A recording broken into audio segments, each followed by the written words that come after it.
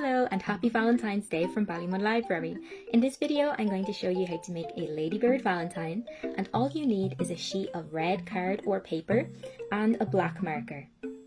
First I'm going to create a square shape by folding over a triangle and then using my scissors to cut away the leftover rectangle of paper. Fold your paper in half and then in half again. Then open it back out, and using this crease down the center as a guide, fold it over into two triangle shapes to create wings.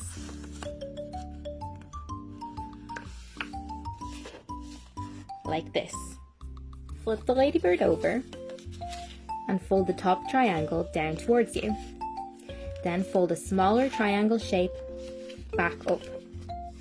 This means that when you flip the ladybird over, she has a head. Now colour the head in with a black marker. Now I'm going to add the spots. The most well-known types of ladybirds have 7 spots on their back, but actually depending on the species they can have anywhere up to 20 spots or even none at all. And although they're very pretty looking little beetles, they can actually be quite smelly. If they get a fright, they let a stinky liquid out of their knees to stop other animals from eating them. Now the last thing I'm going to do is lift up the wing and add a secret little Valentine's Day message.